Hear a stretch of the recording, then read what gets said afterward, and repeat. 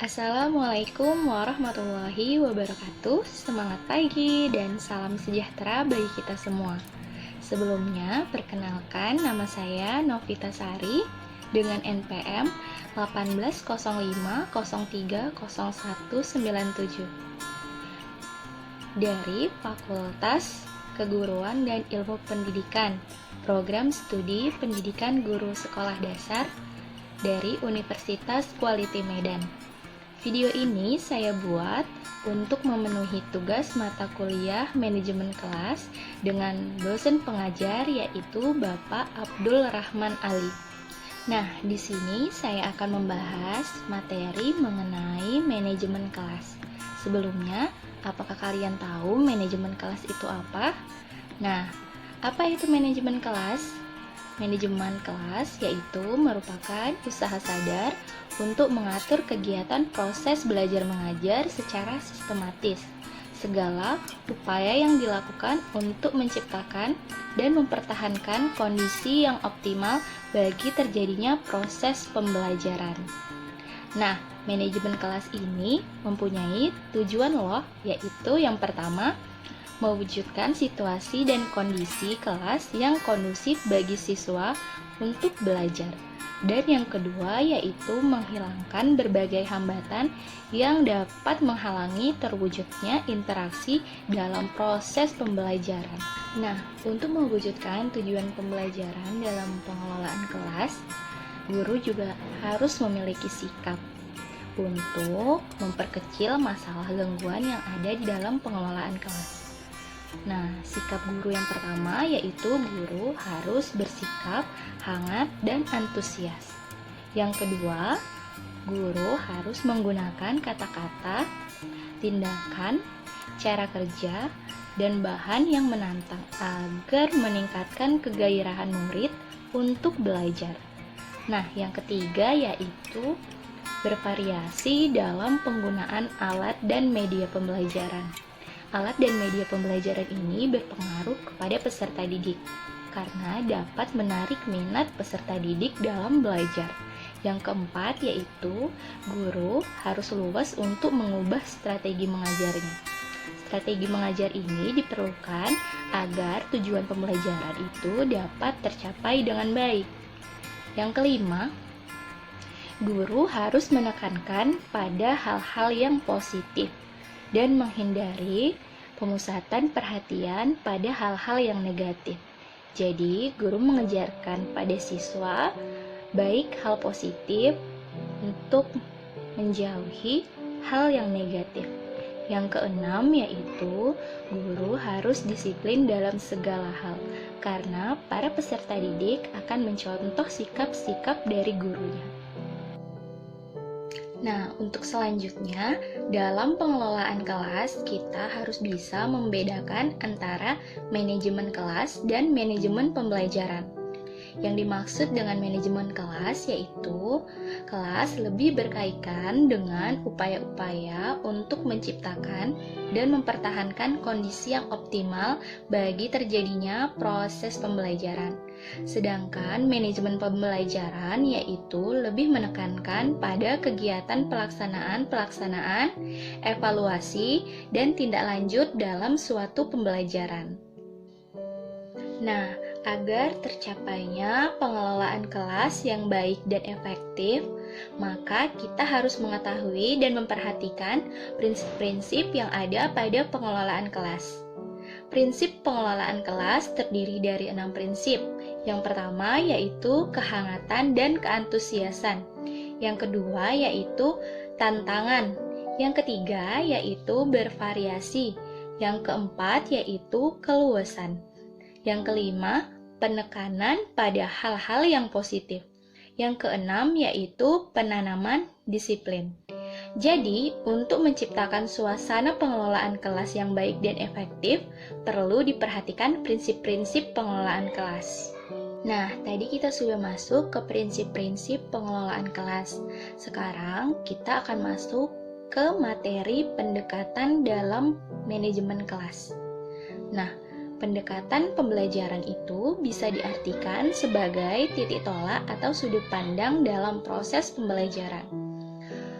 Untuk melakukan pendekatan tersebut, kita harus tahu pendekatan mana yang cocok dan sesuai dengan karakteristik peserta didik atau lingkungan sekitar. Ada beberapa macam pendekatan yang dapat dilakukan oleh guru. Yang pertama yaitu pendekatan otoriter, yang kedua yaitu pendekatan intimidasi, yang ketiga yaitu pendekatan permisif, yang keempat bisa dilakukan dengan pendekatan buku masa, yang kelima bisa dilakukan dengan pendekatan instruksional, yang keempat bisa dilakukan dengan pendekatan pengubahan tingkah laku, yang ketujuh bisa dilakukan dengan pendekatan iklim sosio-emosional. Yang kedelapan yaitu bisa dilakukan dengan pendekatan proses kelompok. Yang kesembilan bisa dilakukan dengan cara pendekatan eklektik. Jadi sebagai guru kita harus bisa memilih pendekatan mana yang cocok dan digunakan untuk melakukan pembelajaran dalam manajemen kelas agar pembelajaran dapat dilakukan dengan baik dan sesuai dengan tujuan yang telah ditentukan.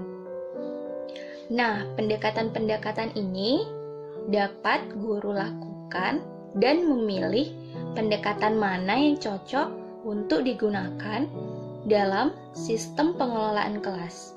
Dan pendekatan ini mempermudah guru dan siswa untuk mencapai tujuan pembelajaran dan menghadapi atau menyesuaikan permasalahan apa yang ada di dalam kelas. Nah, materi selanjutnya yaitu tentang pengelolaan lingkungan belajar. Nah, apa itu pengelolaan lingkungan belajar? Nah, pengelolaan lingkungan belajar merupakan pengaturan dalam lingkungan belajar. Kondisi belajar atau lingkungan belajar dapat mempengaruhi konsentrasi atau penerimaan informasi bagi siswa. Jadi, lingkungan adalah lingkungan alami yang diciptakan oleh guru atau orang lain yang bisa menambah konsentrasi siswa dan pengetahuan siswa secara efisien. Dalam pengelolaan lingkungan belajar, ini memiliki tujuan. Tujuannya yaitu menjadikan setiap anak yang berada di dalam kelas dapat bekerja, yaitu diantaranya dapat berpikir, berinteraksi, dan berpendapat, sehingga akan tercapai tujuan pengajaran secara efektif dan efisien. Nah, selanjutnya yaitu macam-macam lingkungan belajar. Macam-macam lingkungan belajar ini dapat dijadikan dua kategori. Kategori yang pertama yaitu lingkungan belajar yang bersifatnya indoor. Yang kedua, kategori lingkungan belajar yang bersifatnya outdoor. Saya contohkan lingkungan belajar yang bersifat indoor. Di antaranya yaitu ada ruang tempat belajar, ruang laboratorium, ruang auditorium, ruang perpustakaan. Nah, sekarang saya contohkan lingkungan belajar yang sifatnya outdoor. Bisa berupa museum, masjid, monumen, dan lapangan. Nah, itulah tadi macam-macam lingkungan belajar. Nah, sekarang kita akan masuk ke materi yang selanjutnya, yaitu hal-hal yang perlu diperhatikan dalam pengelolaan lingkungan belajar. Untuk melakukan pengelolaan lingkungan belajar, kita perlu memperhatikan hal-hal berikut ini. Yang pertama yaitu memahami pengetahuan yang dimiliki oleh siswa. Yang kedua, kita harus memahami perkembangan kecerdasan siswa. Yang ketiga yaitu kita harus mengenal siswa secara perorangan. Nah, yang keempat yaitu memanfaatkan perilaku siswa dalam pengorganisasian belajar. Yang kelima yaitu mengembangkan kemampuan berpikir kritis, kreatif, dan kemampuan memecahkan masalah. Yang keenam, mengembangkan ruang kelas sebagai lingkungan belajar yang menarik. Yang ketujuh, memanfaatkan lingkungan sebagai sumber belajar. Yang kedelapan, memberikan umpan balik yang baik untuk meningkatkan kegiatan belajar siswa. Yang kesembilan, membedakan antara aktif fisik dan aktif mental. Yang kesepuluh yaitu pengelolaan kelas. Nah, itulah beberapa materi mengenai pengelolaan kelas. Jadi, sebagai guru, kita harus bisa mengatasi setiap permasalahan apa saja yang ada di dalam kelas, agar kelas tetap terjaga dan kondusif.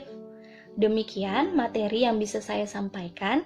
Jika ada kesalahan yang disengaja atau tidak, saya mohon maaf.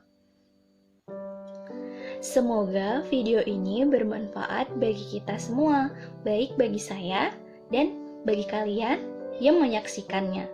Sekian dan terima kasih. Assalamualaikum warahmatullahi wabarakatuh. Salam sehat buat kita semuanya.